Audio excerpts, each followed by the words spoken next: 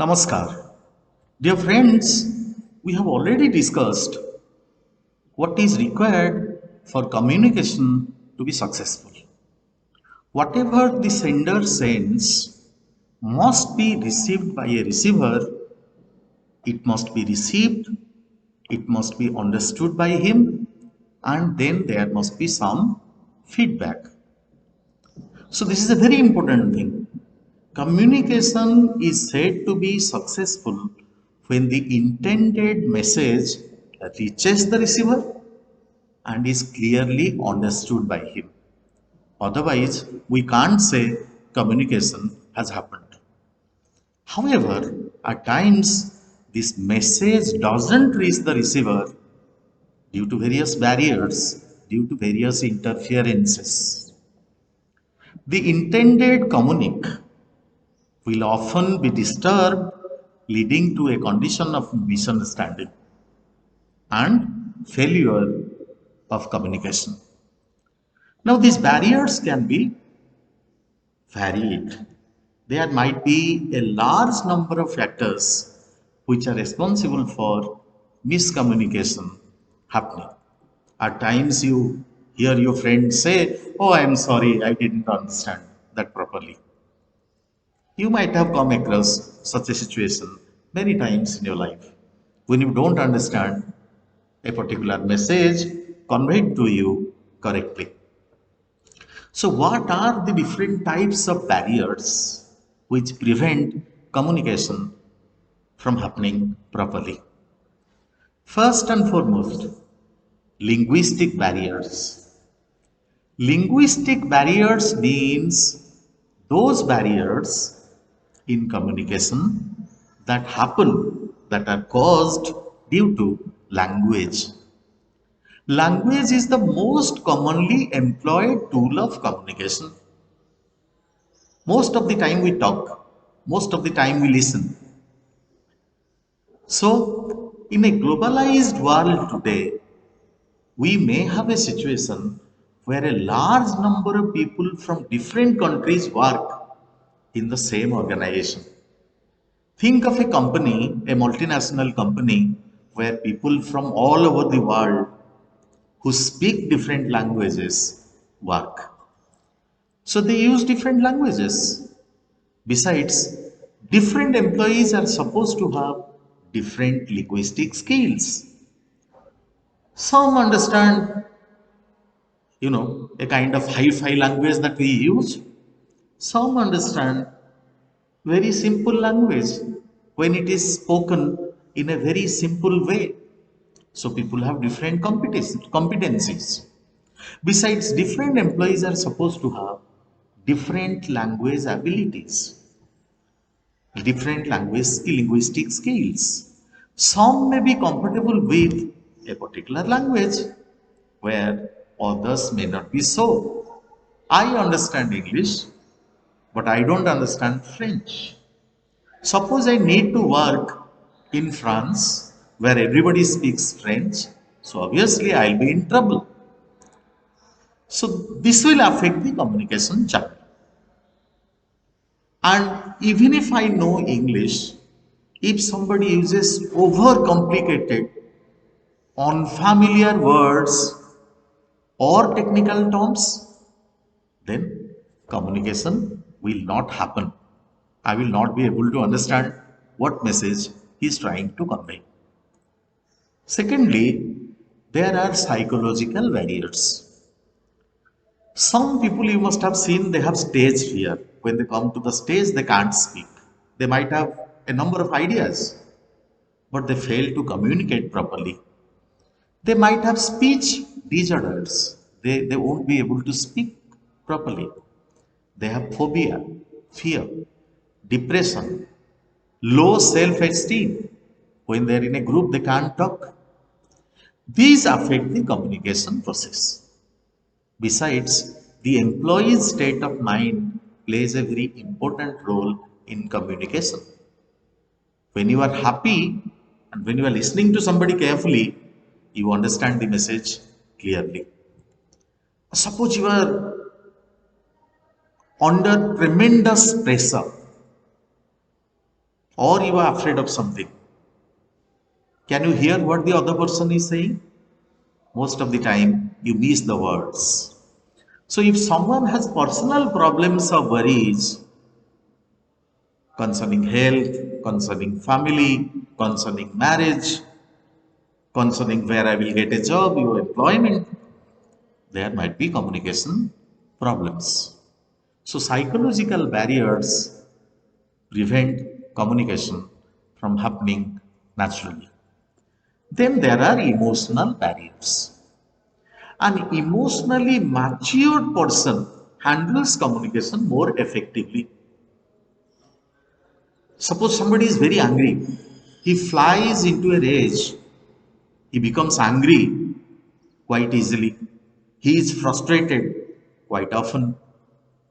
So these can affect the communication process, these can affect the decision making process, and communication might not be effective. There are physical barriers also. Physical barriers include noise. Now, suppose you are standing at a place, okay? So, suppose you are standing at a place where quite a large number of people are there. So, because there are a large number of people, others can't hear what you are saying. So, it's quite natural. Suppose the communication equipment is faulty, so you can't hear it.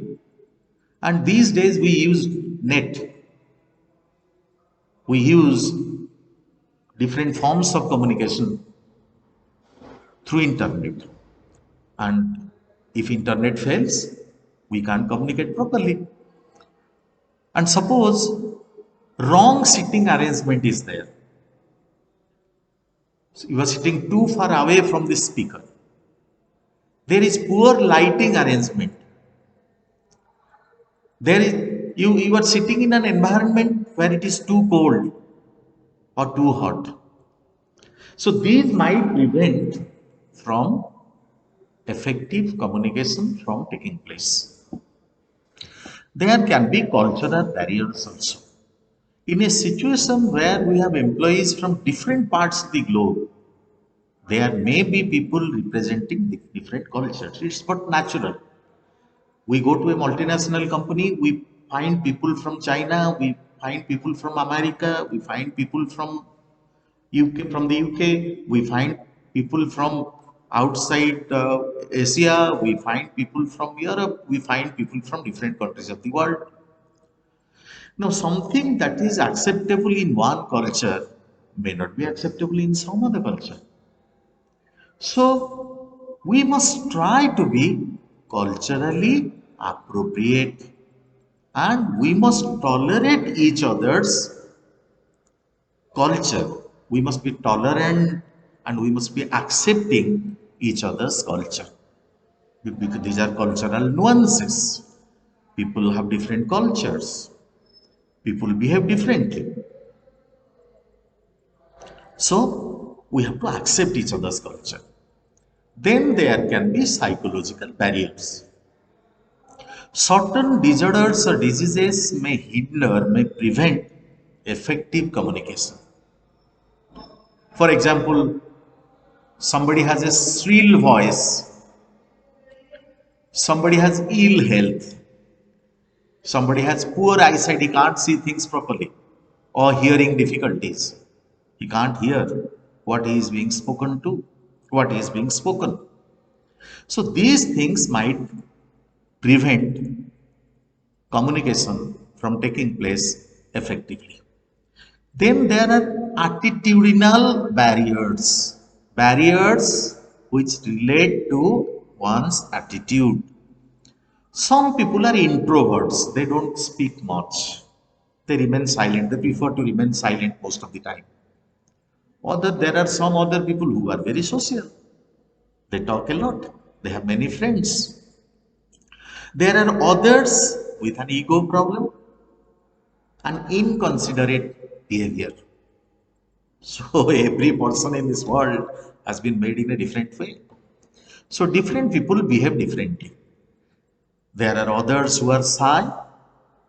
There are people who are angry most of the time. So in these different cases, communication may be hampered. Poor management, lack of consultation with employees, personality conflicts, lack of motivation or dissatisfaction at work, insufficient training can bring such problems. There is another barrier, attentional barrier. Now, if you are not paying attention to what is being said, it's quite obvious you can't respond properly. Perhaps some people are distracted most of the time. They are not interested in what another person is saying. They only say whatever they want to and they go away. So, some people are uninterested, distracted most of the time. They are interested in something else. Or some others always think that whatever the speaker is speaking is not relevant. He doesn't know much. I know more than what he does. So obviously, this is called attentional barrier, and this can lead to failure of communication. Suppose the next one is overloading with information. You provide a person so many details about something that he becomes confused. And he becomes so confused with so many details that he is distracted from the intended message, whatever message you want to convey. You have given him so many details that he gets confused. What exactly the message is? Then premature evaluation. Now, when you listen to somebody, you form an opinion of him, opinion of what he is saying.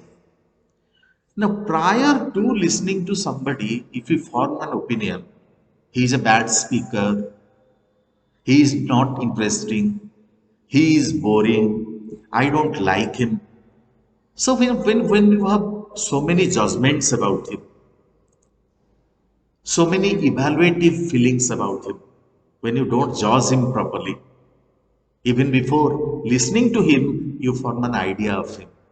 Obviously, you can't understand because the communication doesn't happen properly. Because you have already something sitting in your mind. So this is called premature evaluation. Then there are credibility barriers.